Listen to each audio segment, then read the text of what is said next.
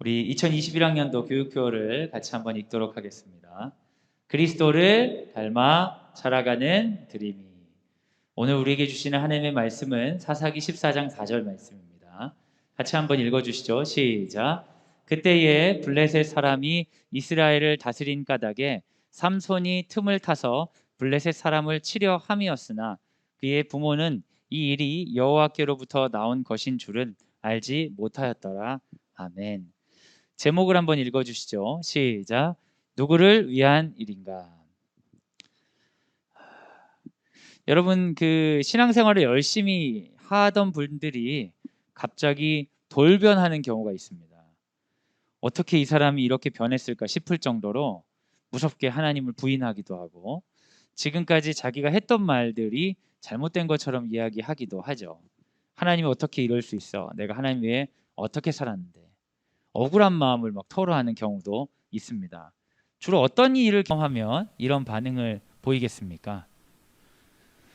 자신이 예상하지 못했던 삶의 고난을 겪었을 때, 혹은 이 정도 고난은 내가 참을 수 있다 하고 참고 있던 오래된 고난들을 더 이상 내가 참지 못하겠다고 여겨질 때, 그럴 때 하나님께 굉장히 부정적인 마음을 표현하는 경우가 많죠. 이런 마음을 표현하는 사람들의 특징은 아주 나쁘고 충동적이고 문제 있는 사람들이기보다는 오히려 많은 부분 참고 견디며 신앙생활을 유지했던 경우가 많습니다. 하나님을 위한 행동에 대한 결과를 사람들은 기대하기 마련이죠. 하지만 충족되지 않을 때 사람들은 이 상황들을 견디기가 어려워합니다. 얘네들 어디 있다 갔어요. 깜짝 놀래라. 사랑하는 여러분, 우리가 그 학생들이나 어른들이 그런 질문 할 때가 있거든요. 목사님, 그 나중에 죽어가지고 천국이 없으면 어떡하죠? 이런 얘기를 하는 친구도 있어요. 여러분 그런 생각 안 해보셨어요? 학생들은 그런 질문을 잘해요. 솔직해가지고. 어른들은 그런 생각을 해도 말을 잘 안 꺼내죠. 왜 그런 얘기를 하는지 아시겠어요? 지금 내가 신앙생활하고 하나님 뜻대로 사는 게 너무 편하고 행복하면 나중에 이렇게 믿다가 천국 없으면 어떡하죠? 이렇게 묻는 게 아니죠. 근데 왜 그렇게 질문하냐면 하나님 믿고 사는 게 힘드니까 그런 거예요. 괜히 이런 일 하다가 나중에 없으면 어떡해? 이런 생각이 드는 거죠. 그리고 또 어떤 분들은 그런 질문을 하기도 해요. 이것도 이제 학생들이 주로 하는 거지 어른들은 잘 안 합니다. 마음속으로 그러면서. 죽기 직전에 예수 믿으면 천국 가는 거 똑같은 거 아닙니까? 여러분 그런 얘기를 하는 사람들은 다 어떤 생각을 하는 거예요? 하나님 믿는 것은 곧 내 마음대로 사는 삶에 반대되는 것이다. 하나님을 믿는 삶은 힘들다. 이런 생각을 하니까 어쨌든 내 마음대로 살아보다가 죽기 직전에 예수님 믿으면 최대한 침해받지 않고 덜 힘들게 하나님 나라 갈 수 있지 않을까 이런 생각을 하는 겁니다. 이 질문 두 질문의 요지는 간단해요. 내가 지금 믿고 있는데 믿는 신앙생활에 뭔가가 빠진 거죠. 그 뭔가가 뭐냐? 즐거움이 없는 거예요. 여러분 그 아이들이 좋아하는 영화들 그 무슨 마블 히어로즈 뭐 이런 영화들 있고 뭐 스타워즈 뭐 유명한 거 뭐가 있는지 잘 모르겠어요. 드라마들 여러분 보시잖아요. 어떤 드라마 보시는지 제가 드라마를 안 봐서 모르겠는데 어떤 드라마가 유행하죠? 작년에 펜트하우스 많이 본다 그러는데 뭐 어떤 드라마 뭐가 이제 대답도 안 해주시네. 여하튼 뭐 보실 텐데 그런 거 드라마 보는 게 여러분 보면서 나중에 이 드라마 봤는데 여기 드라마 있는 거 다 거짓말이면 어떡해? 여러분 그런 걱정 하세요 안 하세요? 애들이 얼마나 허무한 장난을 하는지 몰라요. 마블에서 누가 제일 세고 DC에서 누가 제일 센데 걔네 둘이 싸우면 누가 이길 거고 이런 쓰잘데기 없는 얘기를 하면서 엄청 재밌어해. 그거 다 거짓말인지 아는데. 근데 그거 가지고 한 걸 가지고 내가 쓸데없는 짓 했다. 잘 생각 안 합니다. 왜냐면 즐겁고 재미있었기 때문이에요. 근데 신앙생활에 대해 이런 생각을 한다는 것은 신앙생활에서 중요한 게 빠져 있는 거예요. 기쁨이나 의미가 빠져 있는 거죠. 지금 신앙생활하는 게 별로 좋지 않으니까 억지로 해야 되는데 이왕 억지로 할 거면 죽기 직전에 하거나 아니면 뭔가 좀 확실해야지. 이 확실하지 않은 것 때문에 내가 이렇게 인생을 괴롭게 살 수 없다. 이런 생각들이 이런 사고 안에는 있는 겁니다. 신앙생활은 힘들다. 신앙생활은 억지로 한다. 신앙생활은 나를 위한 것이 아니다. 신앙생활에 자발성이나 즐거움이 없고 의미도 없고 나는 충분히 동의되지 않았는데 이미 난 신앙생활을 하고 있다. 그러니까 나는 힘들다. 이런 생각들이 많은 신자들 가운데 있어요. 그러니까 이게 정말 확실했으면 좋겠고 확실하지 않을 바에는 최대한 나중에 했으면 좋겠고 뭐 이런 생각들을 하는 거죠. 이런 사람들은 신앙생활이 되게 버겁습니다. 그냥 뭔가를 해야 된다는 있지만 하고 싶다가 없기 때문이죠. 그러다 보니까 정서적으로 역전 현상이 일어나요. 뭐냐면 말도 안 되는 얘기인데 내가 하나님을 위해 신앙생활을 해주고 있다 이런 생각을 하는 거예요. 내가 하나님께 어떻게 했는데 하나님 보상이 이게 뭡니까? 신앙생활이라는 게 하나님이 우리에게 내려주신 은혜잖아요. 복음이 모든 사람에게 허락된 게 아니라 믿는 자들에게 허락된 은혜라고요. 나한테 예수 그리스도를 알려주시고 기쁜 소식을 들려주셔서 믿음 생활을 하게 하셨구나. 이게 기쁜 소식이어야 되는데 이것을 역전돼 버리면 내가 하나님을 위해서 굉장히 해주고 있다고 생각하는 거예요. 평소에는 티가 안 나는데 언제 나냐? 내 삶의 어떤 결과가 내가 원하지 않는 대로 딱 일어났을 때 내가 하나님께 어떻게 했는데 저는 이제 상담하다 보니까 상담하는 중에 신앙인들을 상담하잖아요. 신앙인들 중에 내가 하나님께 어떻게 했는데 하면서 우는 분들을 되게 많이 봤어요. 이건 이제 억울함이죠. 내가 하나님께 굉장히 많이 해줬다. 내가 하나님 때문에 희생하고 있다는 생각이 상당히 있는 거예요. 그러니까 여러분 억울하죠. 희생하고 있으니까. 이게 복이면 억울할 게 아닌데 희생하고 있으니까 억울해요. 그러니까 강박적으로 다른 사람도 같이 이 고통에 동참시키고 싶어요. 너도 힘들게 신앙생활 해야 돼. 나도 힘들게 하는데 너도 이리 와. 신앙생활 잘 안 하는 사람하고 정죄하고 그렇게 하면 안 돼. 내가 얼마나 힘들게 하고 있는데. 그러니까 하나님을 위한 것인 것처럼 보이지만 그 사람 가운데 왜곡된 생각들, 억울함들이 가득 차 있는 신앙인들을 보게 되는 거죠. 은혜를 희생으로 착각하는 겁니다. 그런 경우가 상당히 많이 있어요. 집에서도 많이 있죠, 여러분. 아이들한테 밥을 먹이면서 어릴 적에 구걸하시는 분들이 있어요. 한 입만 먹어. 한 입만. 이거 맛있어. 먹어봐. 진짜 좋아. 그러면 아이들이 처음에는 억지로 먹고 하다가 나중에는 이 먹는 게 너를 위해 내가 먹어준다 이런 생각을 해요. 그러니까 애가 막 도망 다니고 막 근데 엄마가 먹어봐 먹어봐 그런데 나 이따가 과자 뭐 사주면 먹을 거야. 그러니까 이게 먹는 게 누굴 위해서 먹는 거예요? 아이를 위해서 먹는 거잖아요. 근데 이 아이는 내가 엄마를 위해서 먹어주니까 엄마가 뭔가 좀 해줘야지. 이게 기고만장해진 거예요. 그런 집 있을까 없을까요? 있어요, 있어요. 바로 여러분의 가정 가운데서도 파고들면 그런 부분이 있잖아요. 아이를 위해서 뭔가를 해주려고 알았어, 그럼 뭐 해줄게, 제발 먹어줘. 이거는 사회에서 그런 갑질은 없어요, 여러분. 초갑질 중에 갑질. 장난감 사주면 먹어줄 거야. 그래서 한 입 딱 먹어주고 나면은 엄마 막 기뻐. 나 잘했다 잘했다고. 얘는 먹어줬으니까 뭐 사줘야 돼. 여러분 이게 제정신입니까? 사이코죠, 사이코. 이런 애들이 학교나 사회 나와가지고 정말 이상한 애들이에요. 세상이 자기 중심적으로 돌아가는 줄 알아. 자기가 뭐를 하는 당연한 의무도 해주는 걸로 알고 있는 과대망상 환자가 되는 거죠. 이게 뭐 이런 것뿐만 아니라 여러분 아이들 공부하는 것도 얼마나 그렇습니까? 이게 어느 집 모습인 것 같아요. 집중, 집중해야지, 집중해야지. 마음 찔려서 우리 집 얘기를 어떻게 아시지? 아니에요, 여러분 우리 집 얘기, 우리 집. 다 우리 집 얘기야, 다 우리 집 얘기. 엄마들 막 이런 대화 많이. 야, 30분을 하기로 했잖아. 하고 있어요. 엄마가 보는 거예요. 얼마나 했어? 2문제 풀어서 2문제. 뭐라고? 30분 하기로 했잖아. 30분 지났는데 몇 문제 풀었다고? 2문제 풀었다고요. 하고 있잖아 지금. 야 이거밖에 안 했어. 엄마 나 지금 계속 하고 있잖아요. 엄마 때문에 내가 놀지도 못하고 하루 종일 공부하고 있잖아. 이 공부 누구를 위해서 하는 거예요, 여러분? 예? 공부 누구 위해서 하는 거예요? 애를 위해서 하는 거잖아요. 자기가 자기를 위해서 하는 건데 어느 순간에 이거 엄마를 위해서 해주는 거야.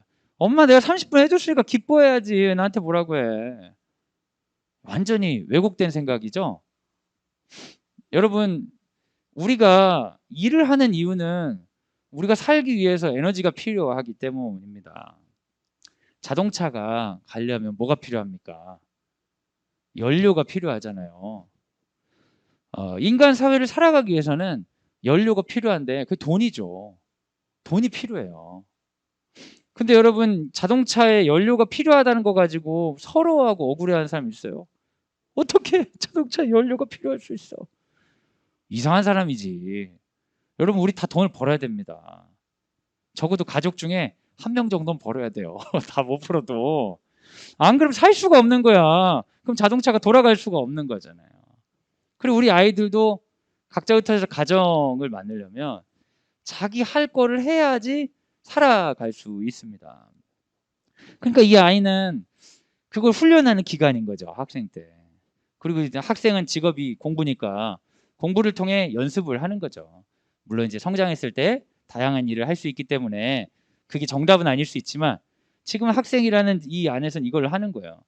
근데 이제 어쩌다 보면 이게 착각이 되는 거예요. 뒤집어져. 부모를 위해 공부한다고 생각하는 아이들이 엄청 많습니다. 저희 학교에 그 광성드림학교에 학부모님이 지원을 하셨어요. 근데 예전에요, 예전. 지금은 지원자가 너무 많아가지고 그 면담이 엄청 형식적이에요. 그냥 이제 원하는 대답을 하실 겁니까? 이렇게 물어보는 정도예요. 면담 시간에. 저희가 원하는 대답을 하실 준비가 되셨습니까? 그런 대답을 하겠습니다. 그럼 통과. 그런 데는 못 하겠습니다. 알겠습니다.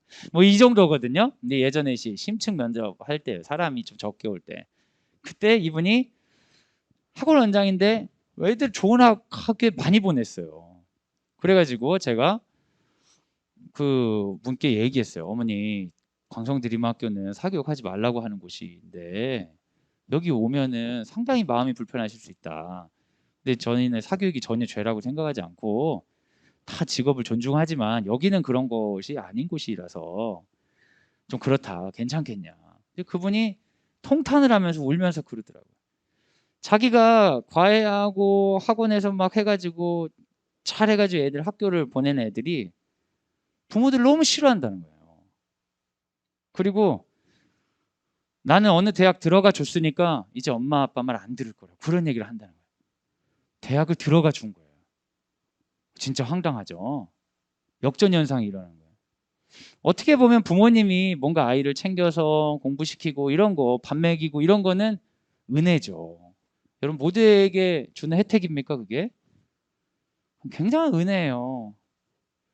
그런데 은혜를 은혜로 받아들이지 않으면 내가 너 때문에 은혜 받아준다 이런 생각을 하게 되는 겁니다. 그 부모님도 진짜 그렇게 생각하는 분들이 있죠. 네가 성적이 이러면 내가 뭐가 되니? 이상한 사람이죠. 아주 이상한 사람 아니에요? 걔를 위해서 공부하라고 해야지 나를 위해서 공부하라고 하는 게 어디 있어요. 은혜를 하나님께서 주신 이유가 하나님 때문입니까? 우리를 위해서입니까? 우리를 위해서 주시는 거죠. 우리에게 기회를 주신 거고 사랑을 주시는 거죠. 그걸 통해 하나님이 누리시고자 하시는 거죠.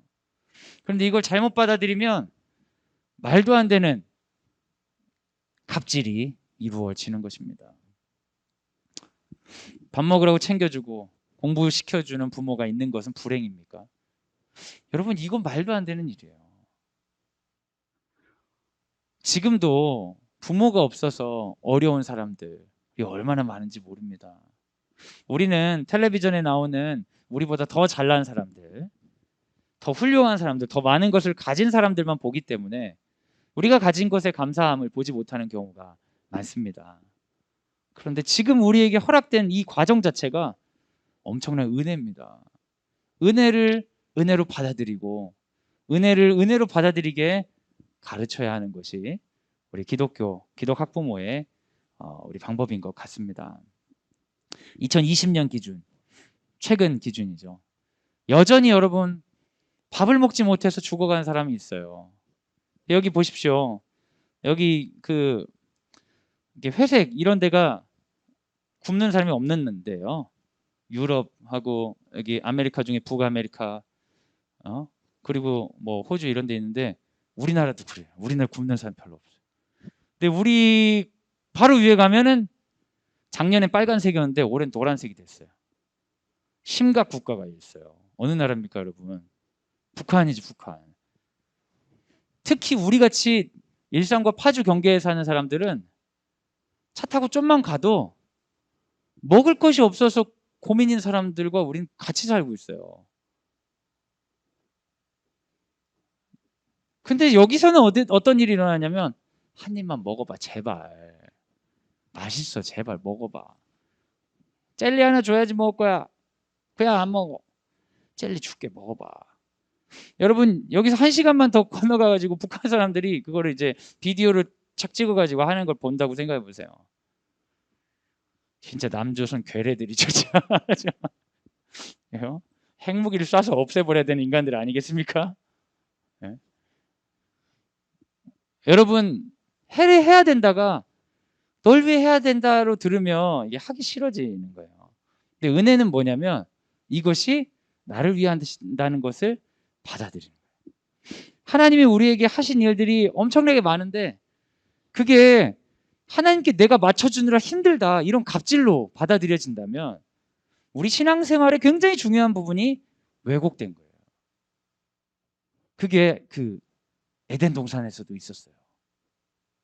하나님이 이 모든 동산나무 실과를 다 주시고 하나만 먹지 말라고 했어요. 왜요? 이 하나 먹으면 너희 죽을 수 있으니까.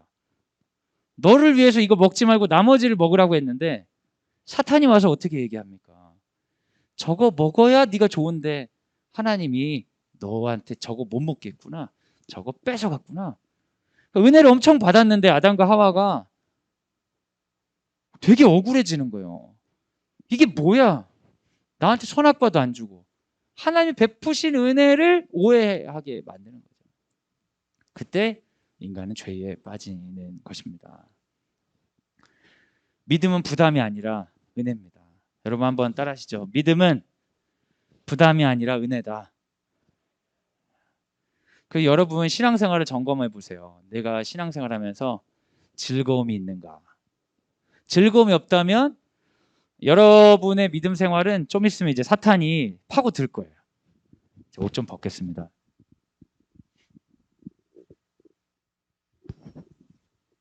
네, 걱정하지 마세요. 다 벗진 않을 거고요. 하나만 벗을 겁니다.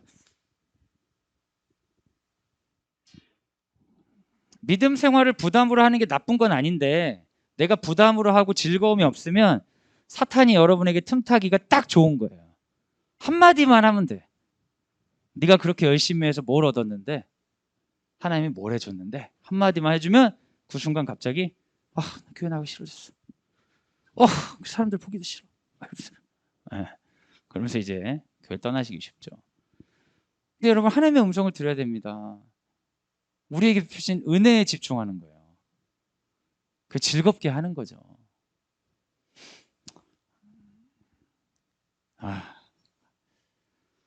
사사기는 하나님께서 그의 백성을 구하기 위해서 사람들을 세우는 이야기인데요. 그 땅이 타락하니까 세울 만한 사람이 없어요. 그래서 하나님께서 부족한 사람도 계속 세우는 이야기입니다. 근데 사사기의 사사들의 절정은 가장 모자란 사사가 삼손인데요. 그 삼손의 이야기를 보면 하나님께서 세워서 쓸 사람이 전혀 없으니까 날 때부터 사람을 구별하는, 마치 예수님처럼 날 때부터 사람을 구별하며 태어난 게 삼손입니다. 사사기 13장 7절 같이 한번 읽겠습니다. 시작. 그가 내게 이르기를 보라 내가 임신하여 아들을 낳으리니 포도주 좋아하는 것도 먹지 말라. 이 아이는 태에서부터 그가 죽는 날까지 하나님께 바쳐진 됨이라 하더이다. 아니라. 여러분 나시리는 그 신명기 같은 데 나오는데요. 민수기에 나오는데 나시리는 항상 나실인이 아닙니다. 기간을 정하는 경우가 있어요. 저는 2년 동안 나실인으로 헌신하겠습니다. 주로 그렇게 하는 거예요. 그만큼 상당히 어렵게 사는 겁니다.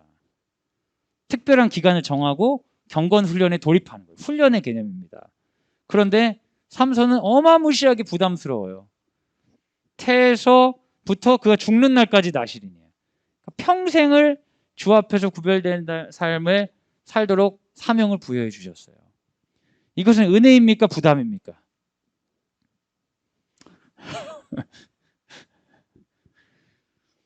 우리 아이들이 기독학교 강성드림학교에 다닙니다. 은혜입니까? 부담입니까? 이건 은혜예요? 강성드림학교 애들이 왜 그래? 그런 얘기 제가 들을까요? 안 들을까요? 듣죠. 들어요. 어떻게 보면은 믿음 생활이라는 게 상당한 부담은 맞아요. 근데 부담이지만 은혜가 더 크죠. 그래야 건강하게 삽니다. 그러니까 애들이 예수 믿어가지고 좋은 건 없고 맨날 그냥 잘해라 예수 믿고 잘해야 된다 잘해라 이런 얘기만 계속 들으면 안 믿는 게 좋겠는데 이런 생각 할 수밖에 없는 거죠. 분명히 삼손의 부모도 이 얘기 했을까요 안 했을까요 아이한테? 부모가 이렇게 천사로부터 부모 교육을 받았는데 부모가 아이한테 얘기를 안 했겠어요? 넌 나실인이다. 나실이니까 포도주와 독주를 멀리하고 부정한 음식을 먹지 말고 삭도를 머리에 대지 말고 뭐 여러 가지 얘기를 했을 거 아니에요. 어렸을 때는 삼손이 잘 들었겠죠. 아멘 아멘 아멘 했겠죠. 잘 보이진 않지만 크면서 삼손은 그게 부담스러웠던 것 같아요. 별로 신경을 안 쓰게 된 것 같아요. 그래서 이렇게 아름다운 출생의 이야기가 나오고 나서 바로 등장하는 삼손의 모습은 처음부터 하나님과 상관없는 사람의 모습을 보여줍니다. 이 사람이 은혜를 은혜로 받지 않고 은혜를 부담으로 받아서 믿음에 거하지 못하는 거죠. 그래서 사사기 14장에 바로 삼손이 성인의 모습으로 나오는데 이 성인된 모습이 하나님 보시기에 전혀 아름답지 않은 모습이죠. 14장 3절 한번 읽겠습니다. 시작. 그의 부모가 그에게 이르되 내 형제들의 딸들 중에 내 백성 중에 어찌 여자가 없어서 내가 할례 받지 아니한 블레셋 사람에게 가서 아내를 맞으려 하느냐 하니 삼손이 그의 아버지에게 이르되 내가 그 여자를 좋아하오니 나를 위하여 그 여자를 데려오소서 하니라.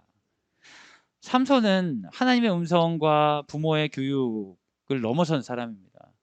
그 사람의 중요한 판단, 어떤 그 판단의 기준은 자기 자신이죠. 내가 그 여자를 좋아한다. 하나님이 그 사람을 좋아하든 우리 집안의 율법이 어찌하든 상관없이 내가 보기에 그 사람이 좋아하니까 그렇게 해라. 그 사람에게 준 은혜들을 은혜로 받지 않고 부담으로 여기고 아예 탈출해버린 탕자와 같은 모습의 삼손입니다. 은혜는 자신을 위한 것을 받아들이지 않고 은혜 밖에 있는 것이 나를 위한 것이라고 착각한 사람이 되어버리고 만 거죠. 뿐만 아닙니다. 그는 나실인으로서 하지 않아야 돼. 부정한 것들을 서슴지 않고 행하는 모습을 보여주는데요. 사사기 14장 8절 9절 한번 읽어주세요. 시작. 얼마 후에 삼손이 그 여자를 맞이하려고 다시 가다가 돌이켜 그 사자의 주검을 본즉 사자의 몸에 벌떼와 꿀이 있는지라 손으로 그 꿀을 떠서 걸어가며 먹고 그의 부모에게 이르러 그들에게 그것을 들여서 먹게 하였으나 그 꿀을 사자의 몸에서 떠왔다고는 알리지 아니하였더라. 여러분 그 여자를 보러 가다가 등장한 사자, 불쌍한 사자입니다. 죽으려고 등장한 인물들이에요. 영화에서 보면 제일 불쌍한 캐릭터들 있잖아요. 와 그런데 쫙 찢어 죽이죠. 근데 다음에 지나가다 보니까 벌들이 거기다 어떻게 꿀을 만들었는지 거기 꿀이 있는 거예요. 여러분 나시는 원래 시체를 만지면 안 됩니다. 나시린이 자기 가족의 시체도 안 만지게 돼 있어요. 왜냐하면 그 특정 기간에 분리하는 거니까. 근데 이 사람은 평생이기 때문에 상당히 곤란하죠. 시체를 만졌으면 7일 정도 부정한 기간을 털고 활동을 하게 돼 있어요. 근데 이 사람은 피해야 될 사람인데 꿀이 있으니까 자기가 해집어서 막 먹을 뿐만 아니라 거기서 꿀을 채취해가지고 부모에게까지 먹이는 사람이에요.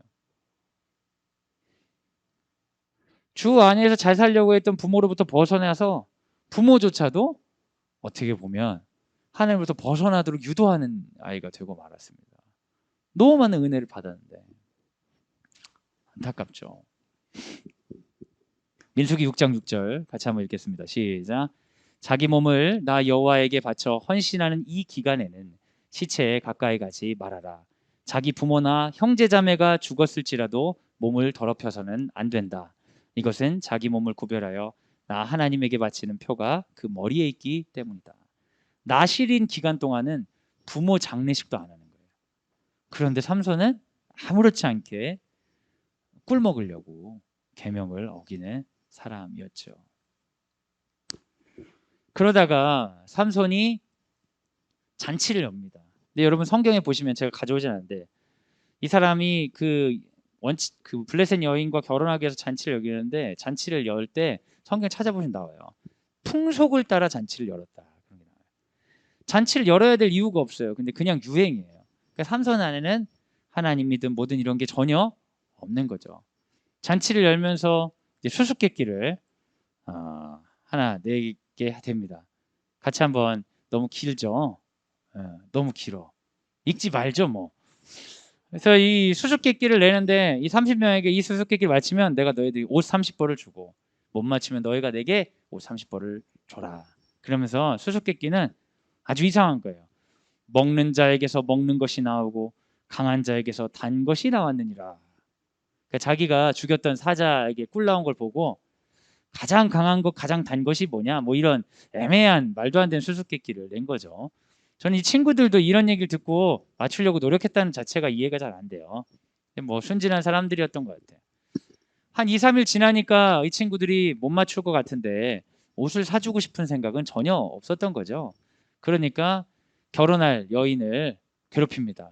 너 알려주지 않으면 너와 너의 가정집 불살라 없애버릴 거다. 아주 무섭죠. 이게 이제 웃자고 얘기했다가 죽자고 달려드는 격이죠. 그래서 이 여자가 삼손에게 계속 물어봅니다. 알려달라고. 그러면 삼손이 안 알려줘야 되잖아요.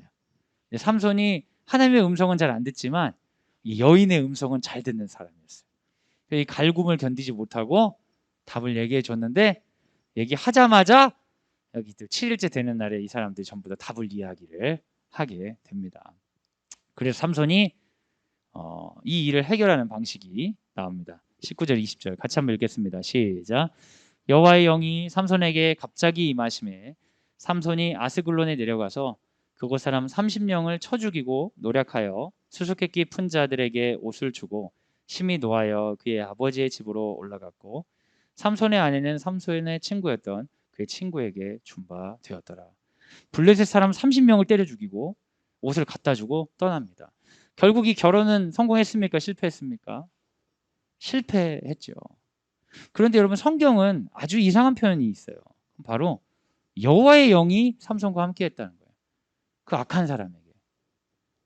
우리가 생각하기에는 하나님께서는 금그릇도 은그릇도 아니고 정결한 그릇, 깨끗한 그릇 쓰신다고 하셨는데 하나님께 쓰임 받는다는 것은 곧 하나님께로부터 깨끗하다고 인정받은 것이라고 우리는 알았는데 이런 생각하실 수 있죠. 그렇지 않습니다, 여러분. 우리가 착각하지 말아야 될 것은 성경에서 하나님께서는 선인과 악인을 둘 다 사용하신다는 거예요. 그러니까 하나님께 쓰임 받았다는 것 자체로 내가 의인이라고 증거할 수 있는 것은 하나도 없어요.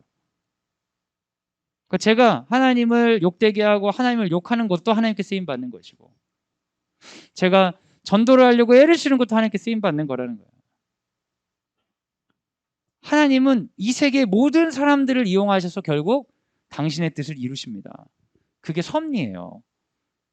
그래서 여러분 우리가 아무리 하나님을 반대하려고 해도 결국 그조차도 하나님의 거대한 뜻 안에 조연 역할을 하는 것일 뿐입니다.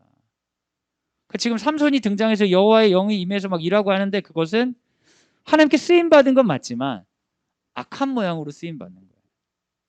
굉장히 안타깝죠. 은혜를 받은 사람이에요. 은혜를 받은 사람인데 그 사람이 은혜로 쓰임 받는 게 아니라 반대로 쓰임을 받는 거죠. 그런 경우들이 여러분 있을까 없을까? 교회 가보시면 알잖아요. 교회 가보시면 은혜로 그 자리에 올라가 있지만 저 사람을 통해 정말 악으로 하나님께 쓰시는구나. 그런 사람들 교회에 있어 없어요? 차마 말을 못 하시네요. 있죠. 우리 자신이 그런 사람이 될 수도 있고요. 여러분, 이 삼손의 이야기를 통해 하나님의 계획이 실패하지 않았음을 볼 수 있습니다. 하나님은 삼손의 악을 통하여 블레셋 사람들을 처단하시죠. 그런데 삼손은 자기를 위해 살았는데 자신의 계획은 실패했어요. 하나님은 자기가 선택된 사람을 통해 어쨌든 자기 일을 하셨습니다. 그런데 삼손은 자기다운 삶을 살지 못하는 거예요. 삶의 언저리로부터 벗어나 있기 때문이죠.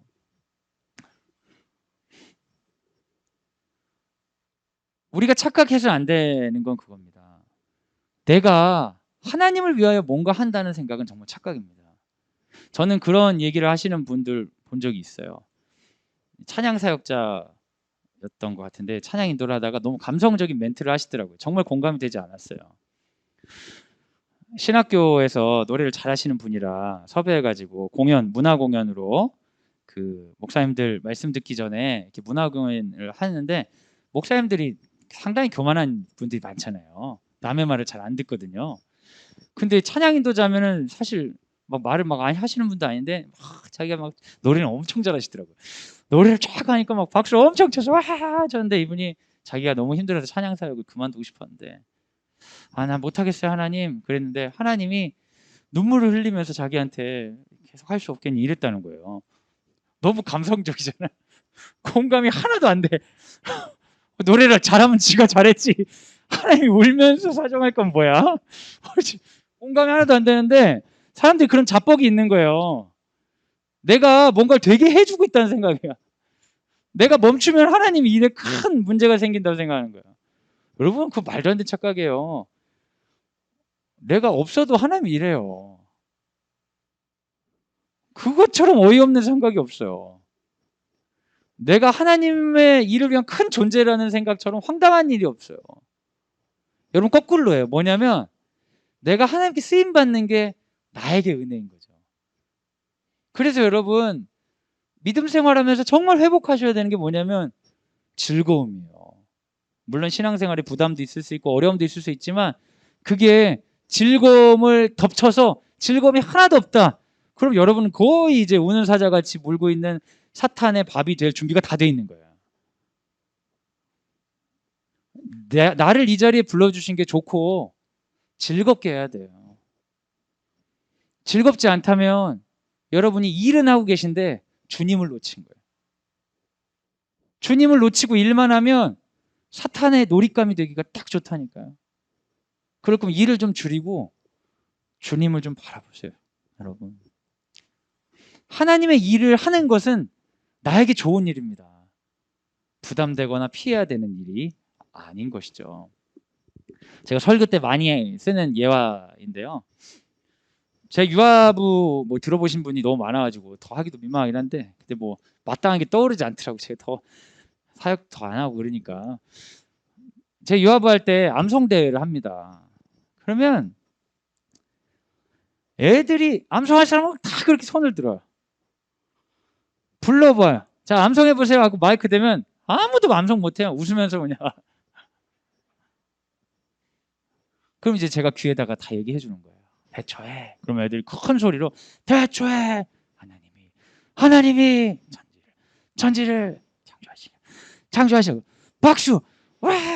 그럼 또 아무렇지 않게 막 들어가. 매주 그래 매주. 네. 근데 제가 유아부 전도사로서 애들을 부르는 이유는 애들이 암송을 해서 제 인생에 큰 도움이 되는 게 하나도 없어요. 아이들 칭찬하려고 부르는 거예요. 하나님이 우리에게 은혜를 내려주시고 삼손을 불러주신 이유는 뭐예요? 삼손아 널 통해 이 민족을 구원해야 되는데 네가 저렇게 하면 난 어떻게 구원하니? 제발 열심히 일해 주거라 삼손아. 하나님 거지로 만들고 있어. 하나님 왜 사정을 한다고 생각하세요? 하나님께서 삼손을 택하셔서 은혜를 주시는 거예요. 내가 너에게 비밀을 가르쳐 주겠다. 너의 가정에 동참할 수 있는 기회를 주겠다. 은혜죠. 은혜를 안 받으면 하나님 입장에서 답답하죠. 제 그런 애도 있다니까요. 의화부 온 지 얼마 안 돼가지고 부끄러워해서 못 나오는 애도 있어요.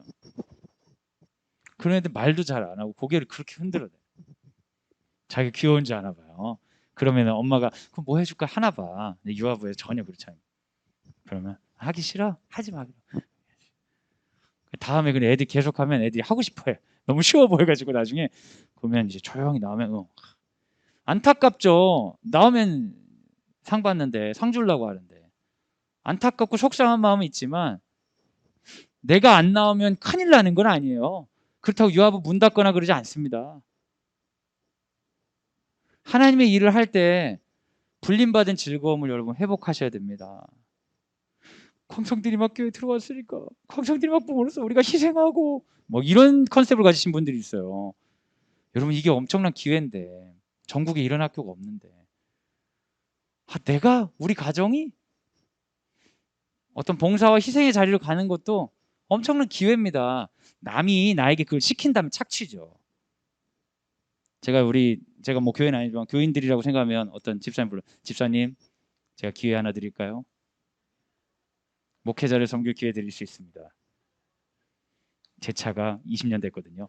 뭐 이러면 여러분 이건 착취죠. 이거는 뭐 악당이라고. 그런데 제가 딱 보다가 어떤 목사님이 구두가 다 떨어진 거를 신고 다녀. 그래서 다른 사람 눈치 못 챈 것 같아. 저거다. 저 내가 해줘야겠다. 저 복 내가 받아야겠다. 하면서 구두 선물 탁 한다. 내 복이죠. 그렇잖아요. 우리 성도 중에 교회에서 누구한테는 신경 쓰고 누구한테 쓰는데 누구한테는 아무 신경 안 쓰는 것 같은데 내가 그 사람 사정을 알아. 그 사람을 내가 돕겠다. 하나님이 주신 내 기회잖아요.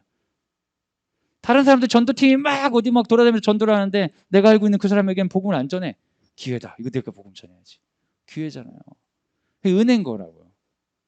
그렇게 받아들일 때 신앙생활이 즐겁죠. 즐거워야 돼요.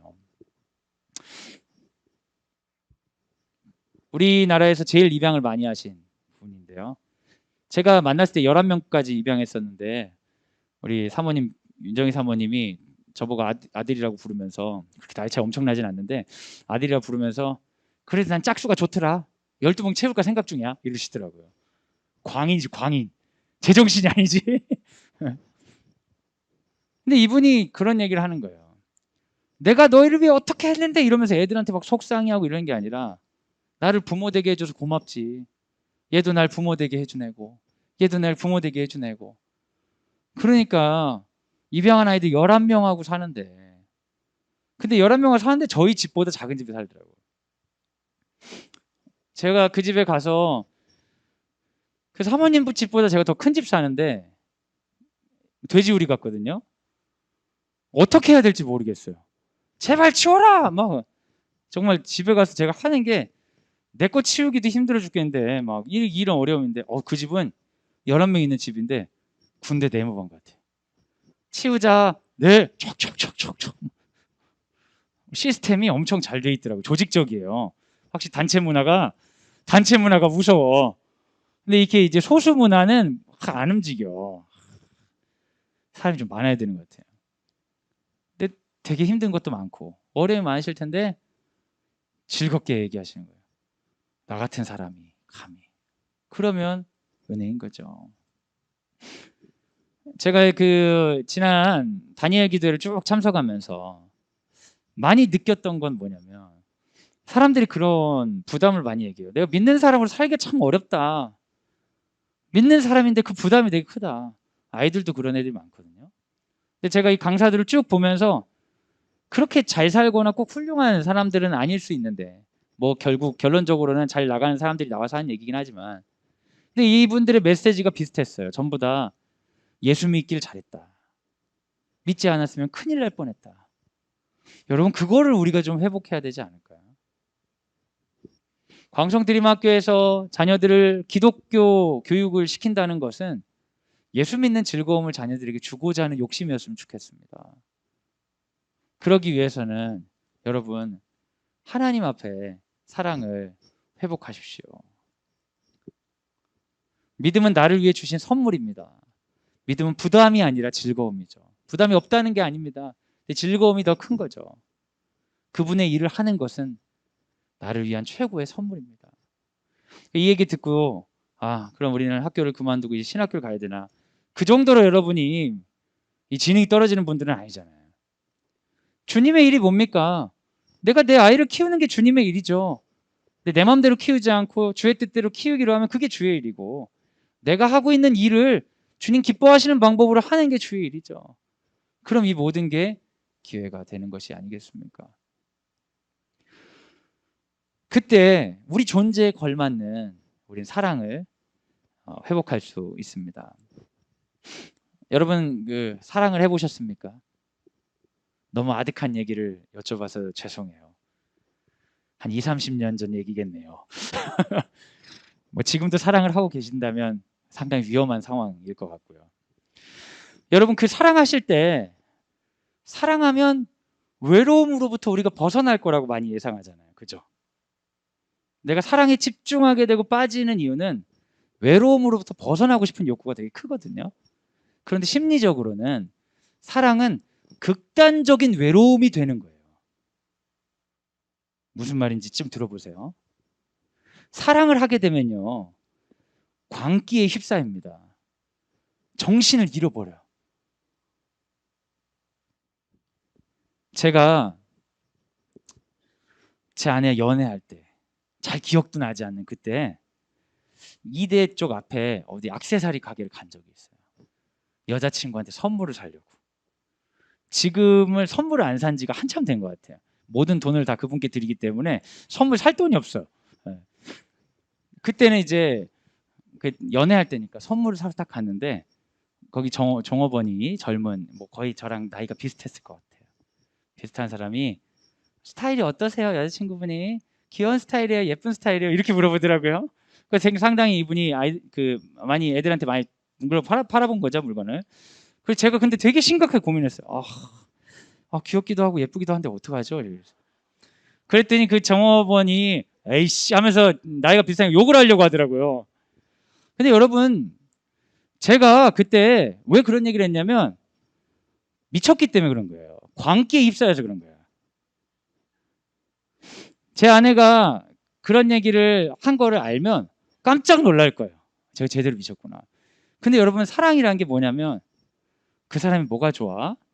그럼 남들이 전혀 공감되지 못할 말을 하는 거예요. 야, 걔 진짜 웃는 미소가 정말 예뻐. 그래 그래, 나도 소개시켜줘. 어떻게 나도 소개시켜줘 해가지고, 제 여친입니다, 뭐 이렇게 소개시켜주면 끝나고 그러는 거예요. 너 괜찮니? 너 괜찮아 진짜? 웃는 게 예쁘는 거 사실이야? 예쁘지 않아? 너 괜찮아 진짜? 막 이렇게 되는 거예요. 사랑이라는 건 외로운 거예요. 왜 외롭냐면 사랑은 다른 사람하고 사실 잘 공유되는 게 아닙니다. 내가 그 사람이 푹 빠지면 광기에 휩싸여서 너무 좋아. 근데 이 너무 좋은 걸 다른 사람이 잘 이해해주지 않아요. 그게 이해가 되면 사랑이 아니라 뭐냐면 이제 팬클럽에 가입한 거예요. 어머 우리 오빠들 뭐 이런 거죠. 근데 사랑은 여러분 강하지만 외로운 거예요. 우리가 신앙생활 한다고 할 때 너무 상식적이고 세련되게 하려고 하시면 사랑이 없어요. 그래서 행복이나 즐거움을 놓칠 수 있습니다. 완전히 광기에 빠져가지고 미친 사람이 되라는 건 아니지만, 하나님을 하나도 사랑하지 않으면서 너무 편안하게 신앙생활 하시면 여러분 시간이 가면 갈수록 부담만 쌓이실걸요. 사랑하지 않는데 이렇게 살아야 돼 저렇게 살아야 돼 그런 얘기도 많이 들으니까요. 근데 사랑하면은 그런 얘기 들어도 또 기회를 주시네, 또 새로운 변화를 주시네, 그런 거예요. 여러분은 예수를 믿는 분들입니다. 심지어 자녀들을 예수 안에 키우겠다고 결정하신 분들이에요. 이 정도면 남들이 보면 완전히 하나님께 푹 빠진 사람들로 보이는 거예요.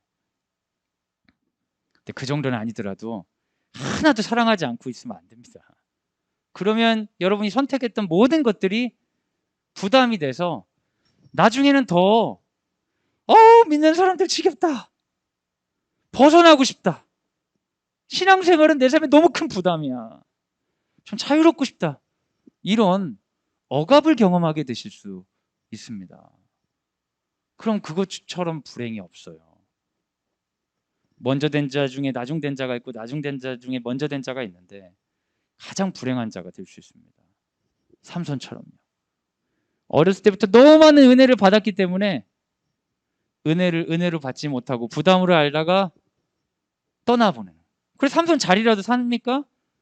삼손 지 맘대로 하고 사는 것처럼 보이지만 결국 불행한 삶을 살고 있어요. 그 불행한 삶을 사는 삼손을 통해서도 하나님 일하시는데, 만약 삼손이 방향을 바꿔서 주의 뜻대로 이게 은혜라고 여기고 살기를 결정한다고 생각해 보십시오. 삼손이 얼마나 행복하게 살고, 그리고 삼손을 통해 하나님께서 얼마나 많은 일들을 하실지 이 성경을 보는 독자들에게 안타까움을 주는 장면입니다. 이제 여러분, 우리는 우리 자신을 돌아봤으면 좋겠습니다. 우리는 성경을 바라보는 독자에서 내 삶을 바라보는 하나님의 시선을 상상할 수 있습니다. 하나님께서 우리 삶에 대해 뭐라고 말씀하실까요? 여전히 하나님께서는 말씀하실 것입니다. 나는 너를 사랑한다. 너를 통해 놀라운 계획이 있다. 그 하나님의 음성을 듣고 그분을 바라보고 그분과 손잡기로 결정하십시오. 그때 삼손처럼 내 삶을 수호하기 위해 애쓰면서 자기다운 삶을 살지 못하는 인생이 아니라 내 삶을 전혀 지키지 않으려고 했는데 하나님이 지켜주시는 넉넉함을 경험하는 놀라운 은혜가 우리 가운데 있기를 소원합니다. 이 시간 같이 한번 기도하도록 하겠습니다. 우리 같이 기도할 때 말씀을 생각하면서 누구를 위한 것인가 돌아봤으면 좋겠습니다. 나에게 베풀어 주신 믿음, 나에게 베풀어 주신 가족, 나에게 베풀어 주신 배우자, 자녀, 이것들이 부담이고 날 위한 게 하나도 없는 것처럼 여겨질 때가 있지만 이 가운데 하나님께서 우리를 사용하시고자 보내주셨음을 믿습니다. 그리고 함께 고백할 때 주님 은혜를 은혜로 받게 하여 주시고 부담이 되도록 즐거움이 있지 않은 것들 덜어낼 수 있도록 하여 주시옵소서. 내가 당신을 사랑하고 그 사랑 안에 누릴 수 있는 삶으로 내 삶을 정리할 수 있도록 성령님 도와주옵소서. 집착하지 않게 하여 주시고 무거운 거 내려놓게 하여 주시고 내려놨던 거 집어들게 하여 주시고 내 삶 가운데 영혼 가운데 내면의 변화를 하나님 앞에서 바르게 되는 역사가 있을 수 있도록 인도하여 주시옵소서. 성령님 초청하며 함께 기도하도록 하겠습니다. 같이 기도하겠습니다. 사랑하는 여러분, 이 시간 우리 자녀들을 위해 기도하기 원합니다. 저희 가장 두려운 일은 우리 자녀들이 수많은 은혜 가운데 태어났기 때문에 광성드림학교는 은혜 가운데 있기 때문에 은혜를 귀하게 여기지 못하고 은혜를 부담으로 여길까 걱정됩니다. 많은 믿는 사람들이 신앙인의 부담 때문에 심리적인 어려움을 호소하는 경우가 많습니다. 너무 안타깝죠. 사랑하기 전에 사랑하는 사람의 모습을 갖추려고 너무 애쓰게 돼버린 그런 모습입니다. 이 시간 우리가 같이 기도할 때 주님, 우리 자녀들이 하나님의 사랑을 알게 하여 주시고 하나님의 사랑 앞에 연결되게 하여 주시옵소서. 우리가 하나님을 사랑하는 거 더 많이 보여줘서 그 사랑을 함께 공감할 수 있게 하여 주시옵소서. 주님의 사랑이 우리 가정과 우리 자녀들을 붙잡고 사로잡을 수 있도록 우리가 할 수 없사오나 기도로 동역하오니 주님 역사하여 주옵소서. 이 시간 우리 자녀들을 위해 함께 기도하도록 하겠습니다. 같이 기도하겠습니다. 학교를 위해 기도해 주시기 바랍니다. 학교는 교육의 영역 가운데 하나님 나라를 선포하는 기관입니다. 세상의 모든 기관들이 그렇지 않기 때문에 우리 가정과 같은 생각을 가지고 아이들을 가르치기 위해서 광성드림학교를 수많은 사람들의 희생과 기도로 세웠습니다. 그래서 광성드림학교는 지켜야 되는 가치가 있습니다. 하나님이 주인 되시는 학교가 되어야 됩니다. 우리의 목표와 우리의 중심은 그분의 사랑 때문에 일하는 자녀들을 키우는 것입니다. 근데 여러분 자녀들이 마음대로 되지 않는 것처럼 학교에서 아이들 키운다고 신앙생활을 잘하는 것도 아니고 학교에서 키운다고 아이들이 문제가 없는 것도 아니고 여전히 그 가운데 있습니다. 그런데 그 갈등하는 기간을 바깥이 아니라 이 안에서 있게 해주신 것을 은혜로 받아들이고 끊임없이 말하고 하나님의 뜻대로 가려고 하는 기관입니다. 우리가 함께 기도해 주실 때 광성드림학교에 있는 선생님들 그리고 광성드림학교에 있는 갈등을 해결하는 방식들 광성드림학교에서 있는 역사들 가운데 성령님 주도하여 주시옵소서. 당장에 맛보지 못하더라도 아이들이 이 평생의 기간 가운데 광성드림학교 학창 시절의 에너지가 돼서 하나님부터 벗어나지 않고 항상 그분 안에 거할 수 있도록 학교에 있는 섬세한 문제들, 학교에 있는 일들, 학교에 있는 사람들을 주께서 보호하고 인도하여 주시옵소서. 우리가 기도로 함께 돕는 시간 갖도록 하겠습니다. 학교에 있는 일정들과 교사들을 위해 시간 같이 기도하도록 하겠습니다. 대한민국 땅 가운데 있는 기독 학부모들을 위해 함께 기도했으면 좋겠습니다. 사랑하는 여러분, 사랑은 외로움으로부터 우리를 당당하게 만들어 주지만 굉장히 외로운 길에 서게 만듭니다. 기독교인이 된다는 것은, 진정한 기독교인이 된다는 것은 수많은 전 세계에 있는 기독교인과 함께 되는 당당함이 아니라 그 사랑의 외로움에 설 수 있는 당당함을 가지는 것입니다. 내가 그분을 너무 사랑하기 때문에 난 다른 선택을 할 수 있습니다. 그런 씨름을 하고 있는 수많은 공동체들이 있습니다.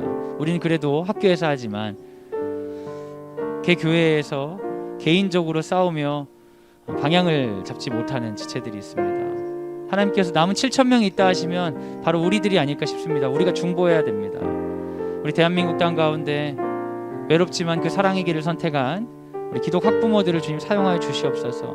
전국에 있는 기독 학부모를 일어나게 하여 주시고 그들을 통해 믿음의 자녀들이 자라고 그 믿음의 자녀들을 통해 민족 가운데 하나님의 역사를 드러낼 수 있는 인재들이 커갈 수 있도록 그 가정과 그들이 다니는 학교를 위해 함께 기도하면 좋겠습니다. 하나님, 기독 학부모 운동 가운데 함께하여 주시옵소서. 이 시간 다 같이 기도하도록 하겠습니다. 이 시간 마지막으로 학교 지도자들을 위해 기도해 주시기 바랍니다. 우리 교장 선생님과 교감 선생님 그리고 행정실장님과 직원들, 운영하는 사람들이 단순히 기독교를 표방하고 운영하는 것이 아니라 운영의 원리 가운데 하나님의 뜻에 민감한 자들 되게 하여 주옵소서.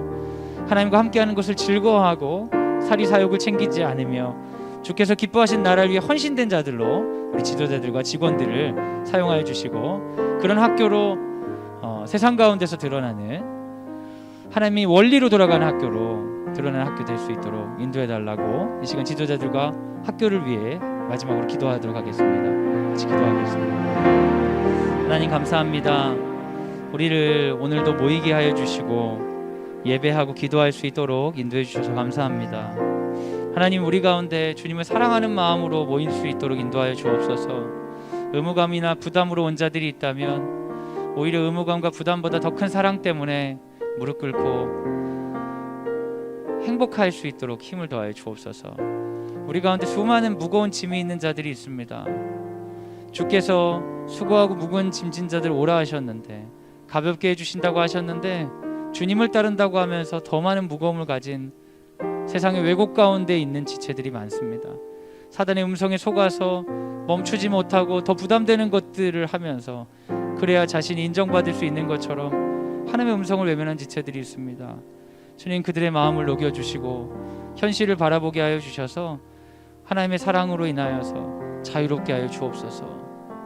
넉넉하고 자유롭게 하나님을 위한 것이 아니라 날 위한 선물인 것을 깨닫고 받아들일 수 있도록 인도하여 주옵소서. 은혜가 은혜되게 하여 주옵소서. 광성드림학교를 보낸 것도 은혜요, 우리 자녀가 있는 것도 은혜요, 여러 어려움이 있지만 지금 오늘 살아가는 것도 은혜라는 걸 받아들이고 그 은혜로 출발하게 하시고 은혜로 시작하게 하여 주셔서 은혜로 누리며 열매 맺는 인생 될 수 있도록 힘을 더하여 주시옵소서. 이제는 예수 그리스도의 은혜와 하나님의 사랑과 성령의 교통하심이 주의 말씀을 듣고 누구를 위한 일입니까? 주께서 우리에게 베푸신 우리를 위한 일입니다. 감사합니다. 이러한 감사를 회복하는, 감사로 고백하는 사랑하는 광성드림학교 모든 식구들 위해 지금부터 영원까지 함께 하시기를 간절히 축원하옵나이다. 아멘.